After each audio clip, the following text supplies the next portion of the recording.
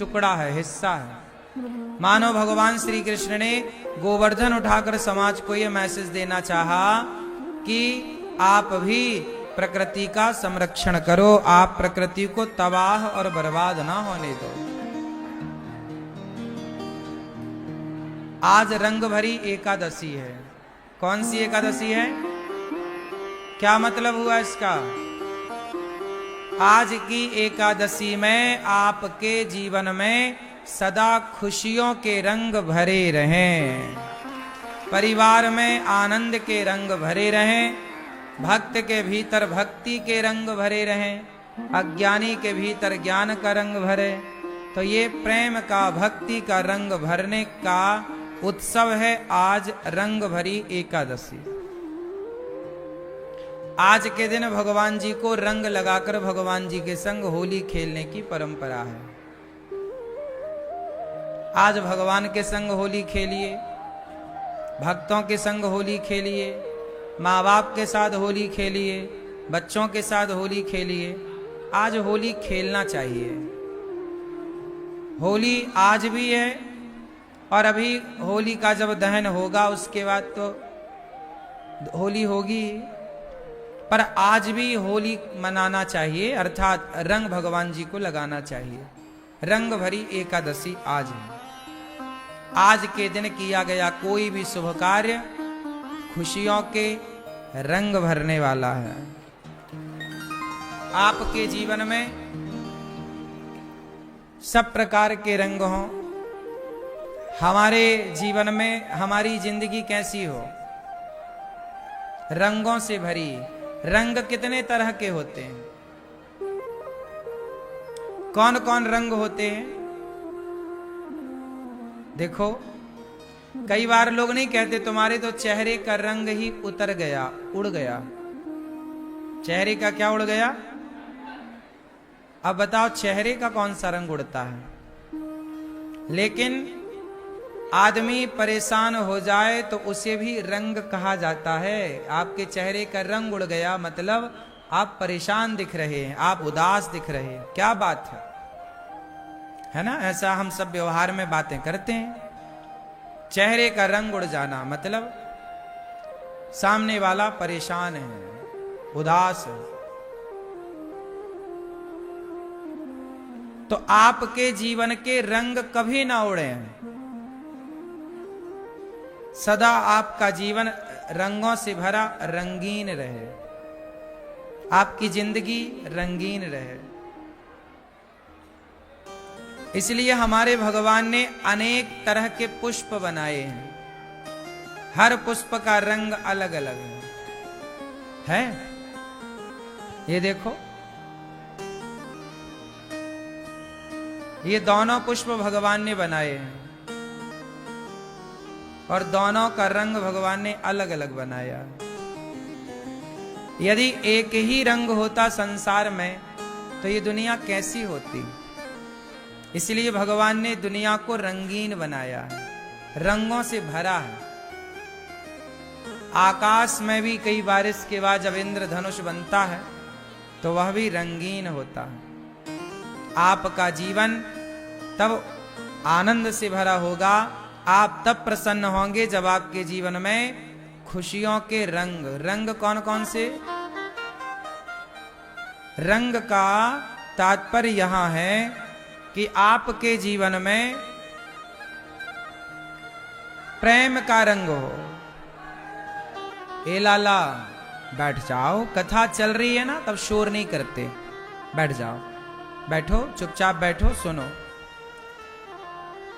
तो रंग कौन कौन से? आपके जीवन में सेवा का रंग, प्रेम का रंग, समर्पण का रंग, ये बना रहे। आप कुछ लोगों का स्वभाव कैसा होता है? एक सा, हमेशा गुस्से में बात करेंगे, गुस्से में। कोई प्यार हंसने की बात होगी तो भी हंसेंगे नहीं। एक तरह का आदमी अच्छा नहीं लगता। जीवन में रंग होने चाहिए। कई लोग कहते महाराज जी हम नाचते नहीं हैं। क्यों नहीं नाचते? कभी नाचो, कभी गाओ, कभी हंसो, कभी रो। यही तो जीवन के रंग हैं, सब आना चाहिए। जीवन जिंदगी जैसे में खुशहाल हो। जिंदगी आप अपनी पत्नी के साथ, कई बार क्या होता है, पत्नी को नाचना अच्छा लगता है, पर पति बोले नहीं नहीं नहीं, हम नाचते नहीं, हमसे नहीं आता। नहीं आता कोई बात नहीं, फिर भी आप उसके साथ थोड़ा उछल लो, ये भी तो एक रंग है, नहीं है? इसलिए जीवन ना नीरस नहीं होना चाहिए। कैसा नहीं होना चाहिए? नीरस, रस से भरा होना चाहिए। और रस से भरा क्या? कभी नाचो, जैसे होली आई तो नाचो। अब कुछ लोग क्या करते हैं, होली में घर में घुसे रहते हैं, नहीं नहीं हमारे कपड़े ना गंदे हो जाएं। नहीं नहीं साले, कपड़े तो रोज तुम्हें बदलना और पहनना है। ये साल भर का त्योहार है, एंजॉय करो, आनंद लो। घर में बैठ के भी क्या पाओगे, रोज तो घर पे बैठना है। इसलिए जीवन को रंगीन बनाओ, हर त्योहार को एंजॉय करो। हमारे यहां त्योहार, होली आई, नाचो गाओ, रंग लगाओ, लड़ो ना, पुरानी बातों को भूल जाओ, पुराने गिला शिकवा सब छोड़ दो, नए तरह से जीवन को जियो। जैसे समय के साथ पुराने घाव भर जाते हैं और आप स्वस्थ हो जाते हैं, ऐसे पुरानी बातों को भी भूल जाना चाहिए और नए जीवन की शुरुआत करनी चाहिए इन त्योहारों से, एक दूसरे को रंग लगाकर। ठीक है? पति पत्नी को होली खेलनी चाहिए एक दूसरे के साथ, पिता पुत्र को होली खेलनी चाहिए एक दूसरे के साथ, माँ बेटे। होली खेलने से क्या होता है? पत्नी के साथ खेलोगे, बच्चों के साथ खेलोगे, माँ बाप के संग खेलोगे, क्या होगा? प्रेम बढ़ेगा। क्या होगा? बोलो। ये रंग प्रेम के भी हैं। लेकिन आप लोगों को घर वालों के संग नहीं खेलना, पड़ोसन को ढूंढते फिरते हैं लोग। जेठालाल बबीता को ढूंढ रहा होगा, हाँ? दया के संग नहीं खेल रहा होली। जेठालाल किसे ढूंढ रहा होगा? बबीता जी को। तो होली यदि आप दूसरों से खेलेंगे तो उसकी ओर झुकाव होगा। इसलिए आज आपने देखा होगा, बेटा अपने पिता के संग होली नहीं खेलता, खेलेगा तो औपचारिकता कर लेगा, जरा सा ऐसे लगा देगा, टीका तिलक, खत्म। अरे बाप बेटे को भी अच्छे से खेलना चाहिए। आजकल रिश्तों में दूरियां क्यों हो गई? क्योंकि हमने रिश्तों को ना केवल रिश्ता रखा है, हमने रिश्तों को ना मधुरता नहीं दी। आप दाल पकाओ तो केवल दाल डाल दो, पानी डाल दो, पका के खा लो, दाल तो ये है। लेकिन उसी दाल को स्वादिष्ट बनाने के लिए तरह तरह के आप मसाले, छौंका, मिर्ची, धनिया, गरम मसाला इत्यादि, तब ना जाकर के दाल स्वादिष्ट बनती। वरना दाल तो पानी में पकाओ, पका के खा लो, वो भी तो दाल कहलाएगी। क्यों? दाल तो दाल है। उसी तरह रिश्ते तो रिश्ते हैं, पर रिश्तों में चार चांद लगाने के लिए हमारे बुजुर्गों ने ये त्योहार बनाए हैं कि इन त्योहारों से आपके रिश्तों में मधुरता आएगी। पिता के संग बेटे को होली खेली, पिता खेले होली बेटे के साथ, पिता आगे आए। बेटा तो सब कुछ आएगा कि पता नहीं पिताजी बुरा ना मान जाए। तो होली सबसे पहले घर के लोगों से खेलना चाहिए, हाँ या ना? पत्नी के साथ खेलो और बच्चों के साथ तो खूब खेलो। इससे क्या होगा? साल भर याद रहती है ये चीजें कि देखो अपन ने कितना बढ़िया होली खेला।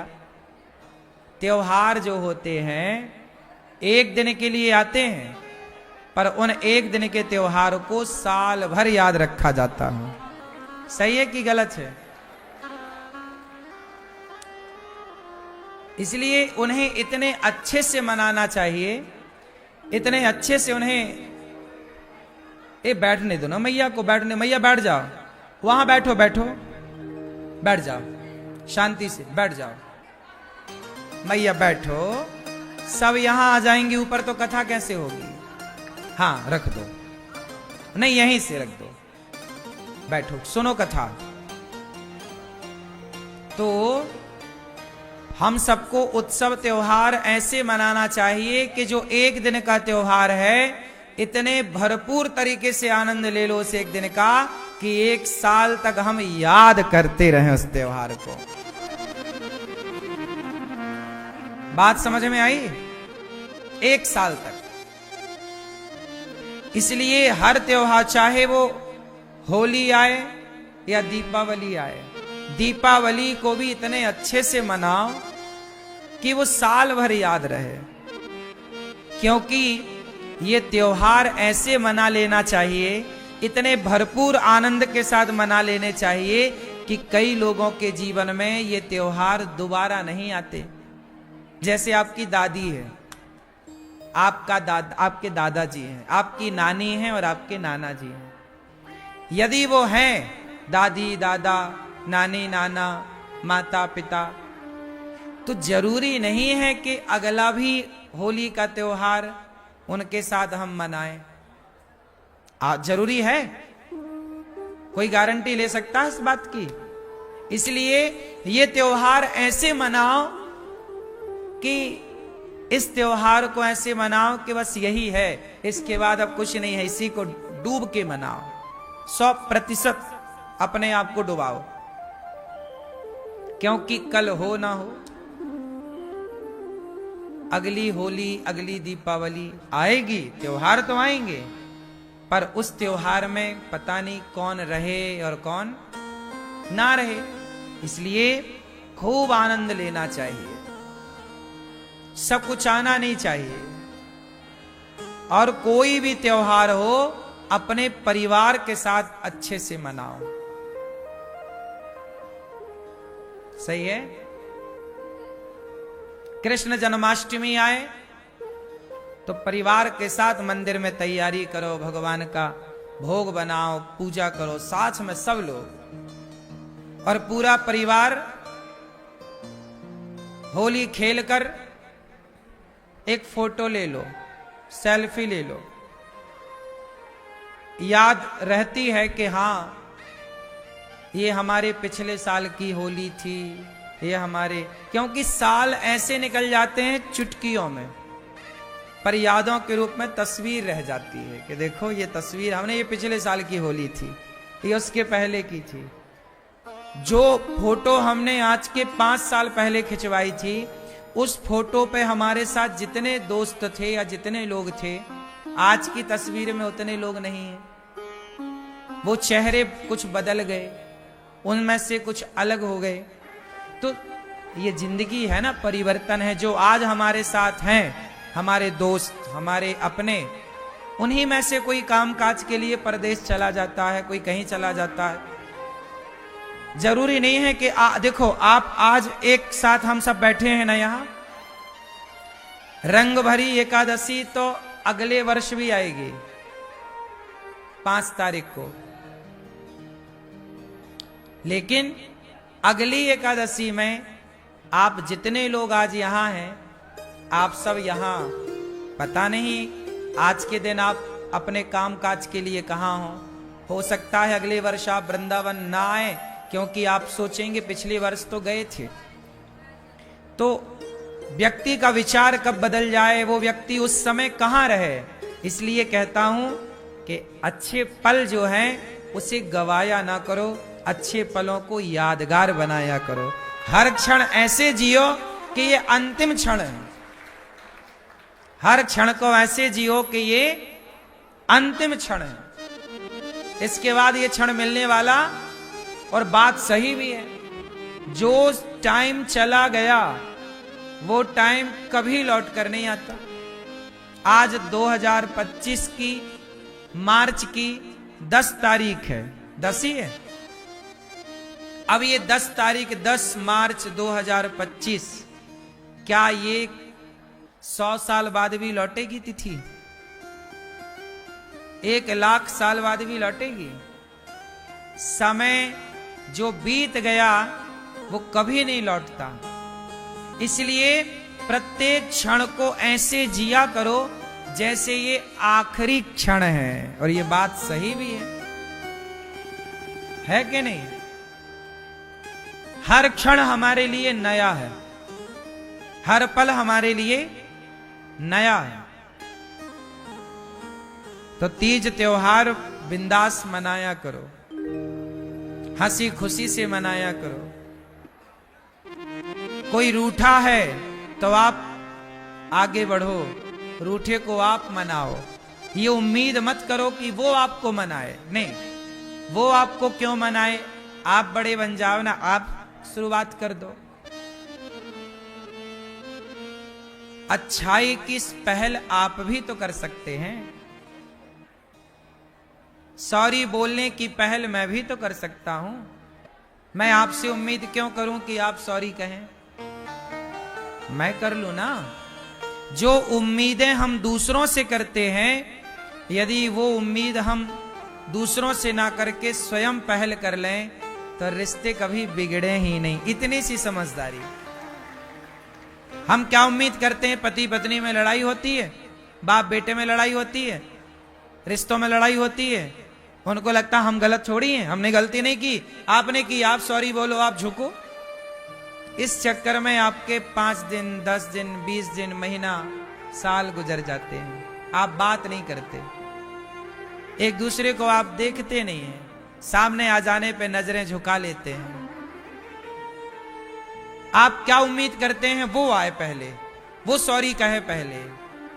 आपने उम्मीद दूसरों से की, इसलिए आप परेशान हैं। हम उम्मीदें कभी दूसरों से ना करें। हम भी तो ये काम कर सकते हैं जो उम्मीद दूसरों से है। इसलिए कभी दूसरों से उम्मीद नहीं करना चाहिए। आप खुद अपने को आगे बढ़ाओ हर अच्छे काम के लिए। बढ़ते जाओ, बढ़ते जाओ, बढ़ते जाओ। आप बड़े बनने की होड़ में ना आओ, छोटे बन जाओ। हनुमान जी लंका गए, हनुमान जी लंका गए, क्या बनकर गए? बोलो, बड़े बनकर गए। मैया चुप नहीं बैठा जा रहा मेरी मां से। घर में कैसे चुप रहती होगी मेरी मां? बहू अच्छी है? बहुत बढ़िया, अच्छी ही होगी तुम्हारी बहू।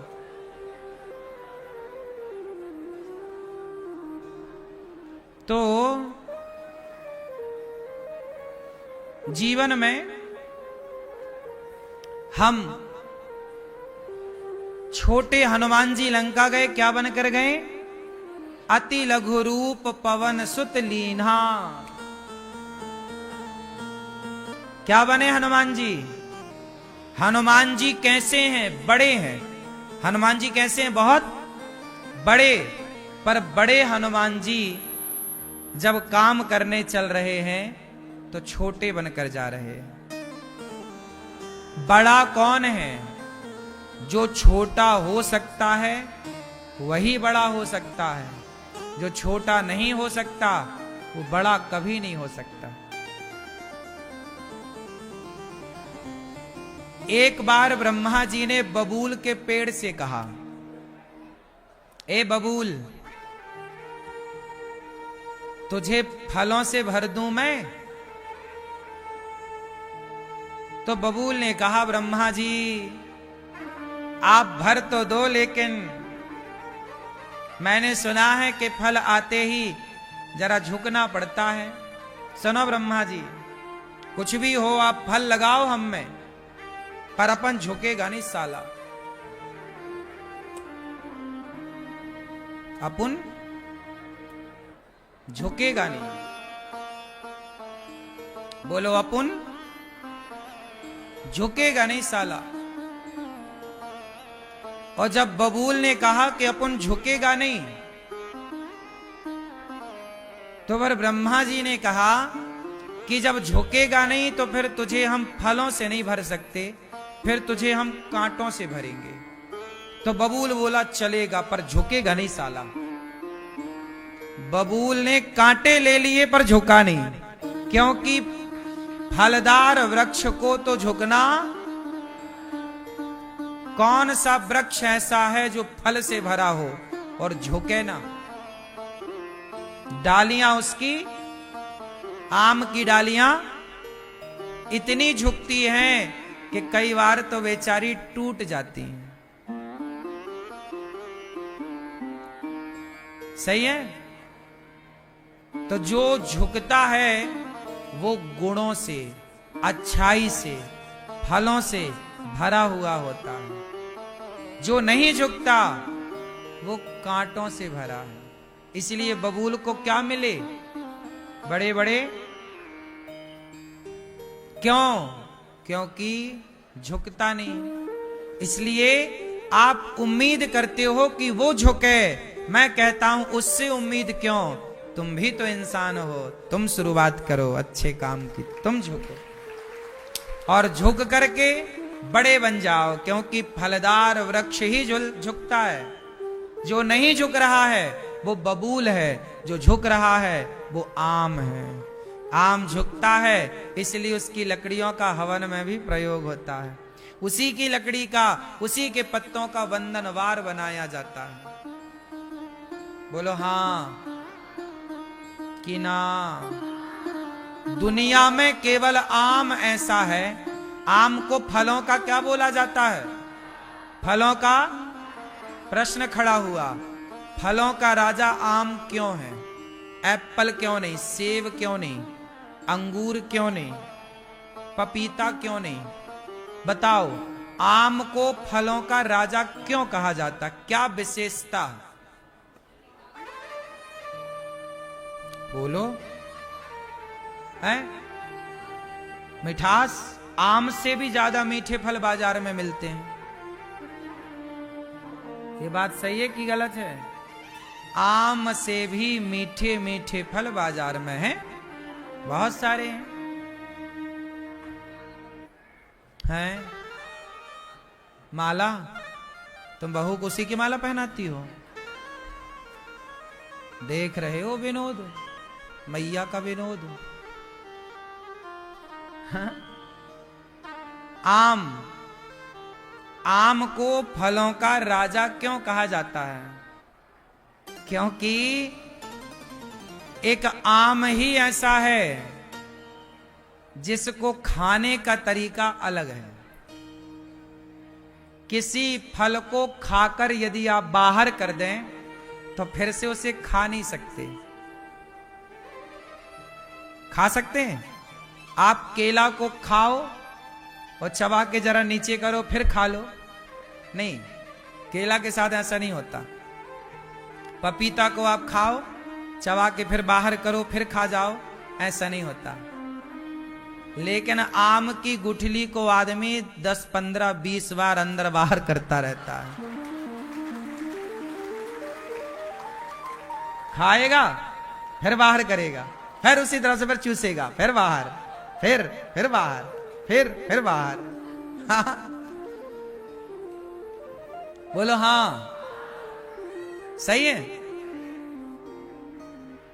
बाकी फलों के साथ ऐसा नहीं है। बाकी फलों के साथ खाने के बाद, चबाने के बाद नहीं उसे खा सकते, घिनापन लगेगा। लेकिन आम के साथ घिनापन नहीं लगता। सही है कि गलत है? इसलिए आम को खाने का तरीका इतना अच्छा है कि आम को मधुर कहा गया, इसलिए राजा कहा गया कि ये बार बार ये लोग इसे खाते हैं और बाहर करते हैं, लेकिन इससे नफरत नहीं करते, घृणा नहीं करते। जबकि दूसरे फलों के साथ ऐसा यदि हो तो उस फल को आप फेंक देंगे पर खाएंगे नहीं। इसलिए आम राजा है खाने के तरीके से।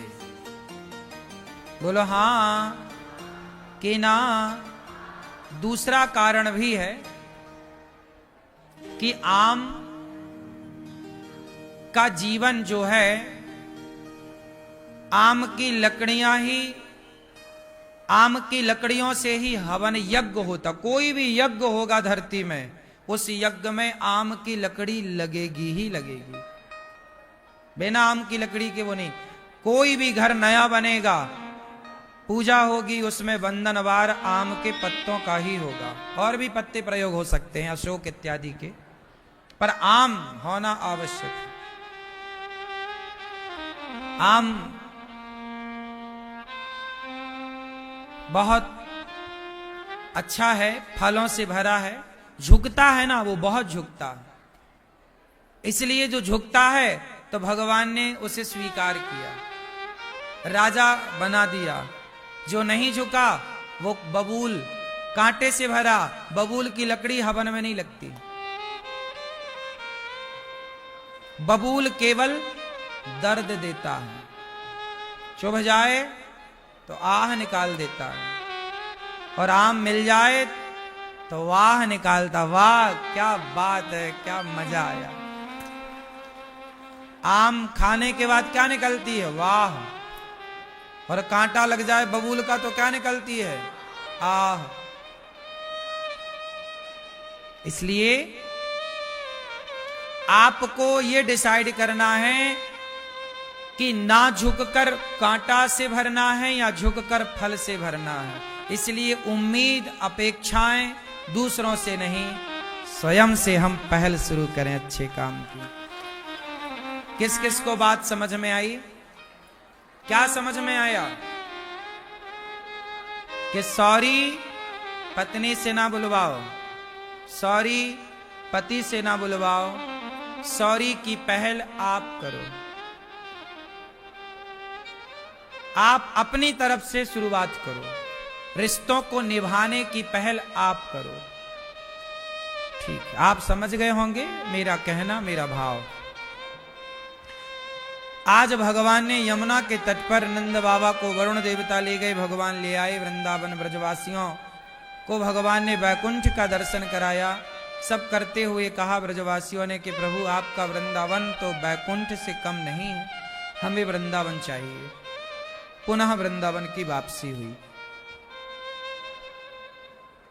अब आज भगवान यमुना के तट पर बांसुरी बजाते हैं और गोपियों को बुलाते हैं। भगवान पिता रात्रि शरदोत्फुल्ल मल्लिका वीक्षरन्तुं मनश्चक्रे योग मायामुपाश्रितः। आज भगवान ने यमुना के तट पर बांसुरी बजाई और गोपियों को बुलाया, आओ आओ सखियो। निशम्य गीतम तदनंग वर्धनम ब्रजश्रियः कृष्ण गृहीत मानसा आजग्मुरन्योन्यमलक्षितोद्यमा सयत्र कांतो जवलोलकुंडला। आज भगवान ने निशम्य गीतम तदनंग वर्धनम, आज भगवान ने सुंदर सा गीत गाया गोपियों को बुलाने। आओ सखियो आओ, क्लीम बीज मंत्र छोड़ा। आज भगवान गोपियों को बुला रहे हैं। काहे बुला रहे हैं? गोपियां काम कर रही हैं। दोहंत्यो विययो काश्चित दोहम हित्वा समुत्सुका। गोपियां काम कर रही हैं, अपना काम कर रही हैं। कोई गाय लगा रही है, कोई झाड़ू लगा रही है, कोई पोंछा लगा रही है, कोई बच्चे को दूध पिला रही है। शाम का टाइम था, संजी बेरा थी, काम कर रही कि गोपियों को आवाज पड़ी कान में बांसुरी, मानो कृष्ण पुकार रहे हैं। काम धाम छोड़कर गोपियां कृष्ण की ओर चल पड़ी। क्यों? ऐसा लगा कि कृष्ण बुला रहे हैं। सारा काम स्थगित कर दिया गोपियों ने, श्री कृष्ण की ओर दौड़ रही हैं गोपियां कि कृष्ण हमें पुकार रहे। जब भगवान ने पुकारा और गोपियां चली तो भगवान ने देखा कि सारी गोपियां आई, स्वागत किया। स्वागतम वो महाभागा, ए सखी आपका स्वागत है, आओ यहाँ आओ। प्रियम किम करवाणि वा, क्या प्रिय करूं मैं तुम्हारे लिए मैं क्या अच्छा करूं बताओ। ए सखी यहां आओ, मैं क्या करूं तुम्हारे लिए अच्छा बताओ। गोपियां बोली कि श्याम सुंदर, आपने हमें पुकारा, हम आई, अब आप बताओ कि आपने हमें क्यों बुलाया। अच्छा, आज भगवान ने गोपियों को किसके लिए बुलाया है? किसके लिए? किसके लिए? आज भगवान गोपियों को इसलिए बुलाते हैं क्योंकि आज भगवान को गोपियों के संग रास रचाना है। क्या करना है गोपियों के साथ? आज भगवान गोपियों के साथ रास रचाने वाले हैं। अब सवाल खड़ा हुआ कि भैया ये रास क्या होता है?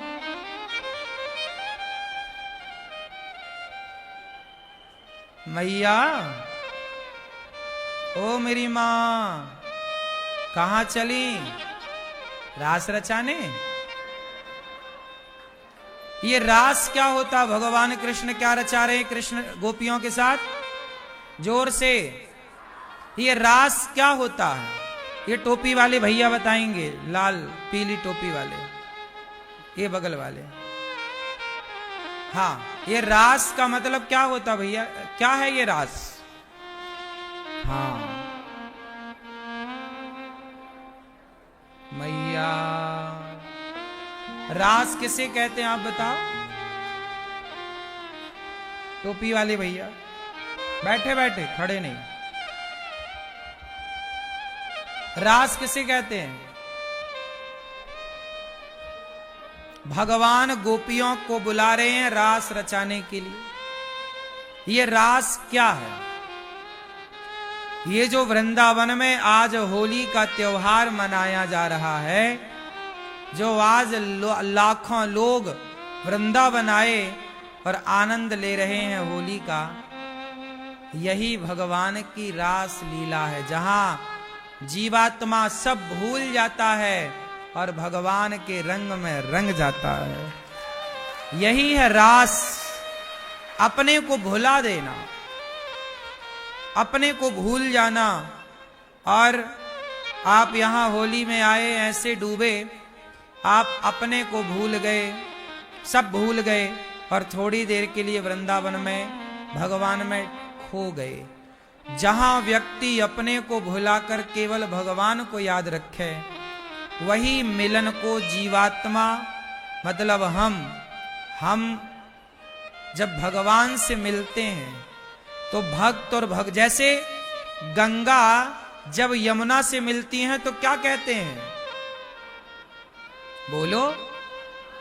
जब गंगा यमुना और सरस्वती मिलती हैं तो क्या बोलते हैं? जोर से। गंगम कौन बोल रहा है? मैया गंगम बोल रही हो? क्या बोलते हैं उसे? संगम, गंगम नहीं। जब गंगा यमुना से मिलती हैं तो उस मिलन को क्या बोला जाता है? संगम। ऐसे जब भक्त भगवान से मिलता है तो उस मिलन को रास कहा जाता है। उस मिलन को क्या कहा जाता है? वही है रास, मिलने का नाम। जिस दिन आप भगवान से मिलोगे, अपने पुण्यों के बल पर, अपने समर्पण के बल पर, भक्ति के बल पर, कृपा के बल पर जब भी मिलोगे, जिस जन्म जिस योनि में मिलोगे, तो आपके और भगवान के मिलन को बोला क्या जाएगा? आज रास हो गया, मतलब आज मिलन हो गया। रास लीला में आप प्रवेश कर गए। किस लीला में? प्रवेश कर जाना।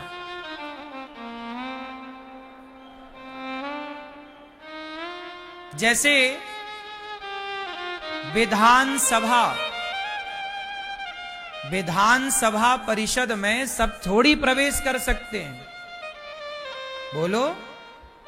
जहां विधानसभा चलती है, जहां हमारे राज्य के सांसद विधायक जिस सभा में बैठते हैं उन सभाओं को राज्य सभा, विधानसभा, अन्य सभाओं के नाम से सब जानते हैं। वहां पर सब थोड़ी जा सकते हैं, बोलो, पार्लियामेंट में सब थोड़ी जा सकते हैं। जो चुने गए सदस्य हैं वही जाएंगे।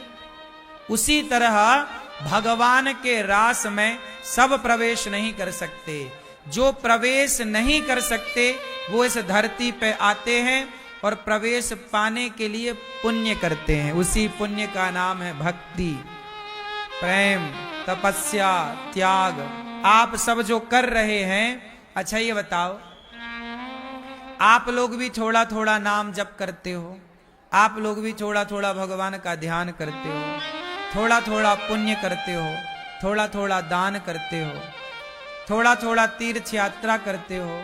आप सबके भीतर थोड़ी बहुत, किसी के अंदर ज्यादा, किसी के अंदर कम, पर भक्ति और प्रेम तो है ही ना।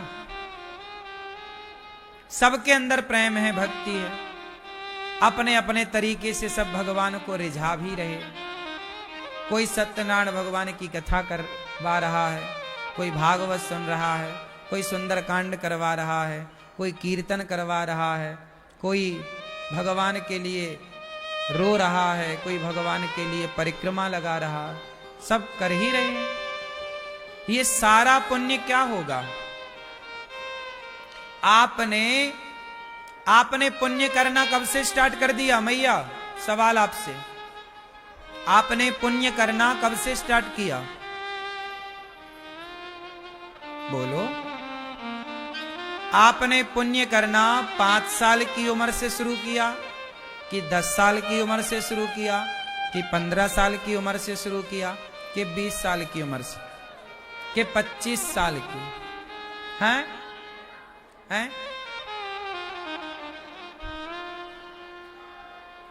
5, 10,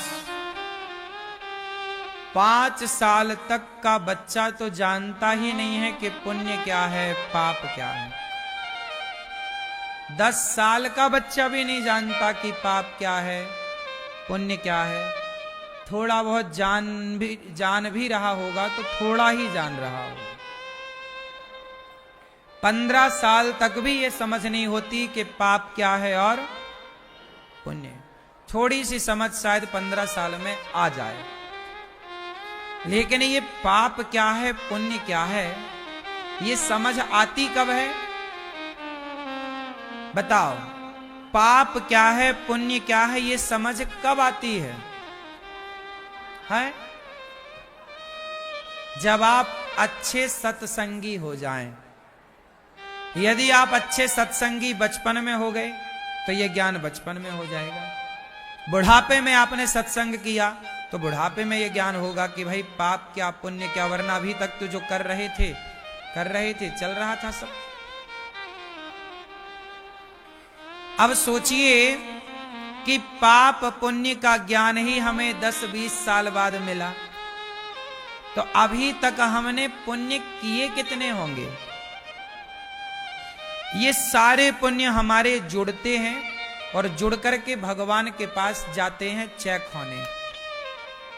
भगवान देखते हैं कि इसके इतने पुण्य हैं, अभी थोड़ा कम हो रहा है। कम हो रहा है तो फिर से वो आता है संसार में, और आपको इतने पुण्य करने होते हैं जिन पुण्यों से आपको रास में प्रवेश मिल जाए। क्योंकि रास में प्रवेश मिल गया तो आपको वैकुंठ भी मिल गया, सदगति भी हो गई, सब कुछ हो गया। तो ये मिलन है, जैसे गंगा यमुना के मिलन को संगम कहते हैं, ऐसे भक्त और भगवान के मिलन को रास कहते हैं। इसलिए उस रास में शंकर जी साड़ी पहन कर आते हैं, चूड़ी पहन कर आते हैं, मांग भर कर आते हैं, और क्या कहते हैं? क्या कहते हैं? शंकर जी कहते हैं, एक दिन वो भोले भंडारी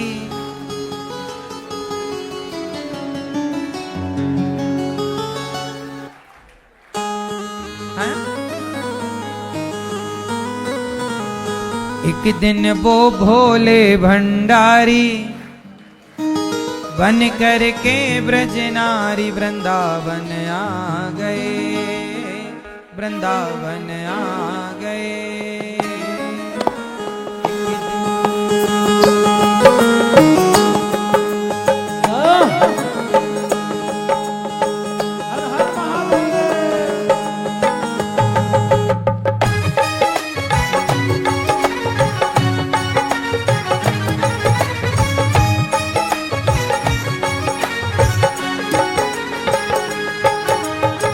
एक दिन वो भोले भंडारी, एक दिन वो भोले भंडारी बन करके ब्रज नारी वृंदावन आ गए, वृंदावन आ गए। पार्वती जी मना के हारी, पार्वती जी मना के हारी, पार्वती जी मना के हारी, ना माने त्रिपुरारी वृंदावन